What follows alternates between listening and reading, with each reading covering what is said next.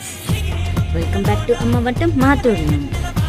ఇవాళ మీ ముందుకే వచ్చేసాను సొరకాయతో. సొరకాయతో ఏమేమి వండుకున్నామో చూద్దామా.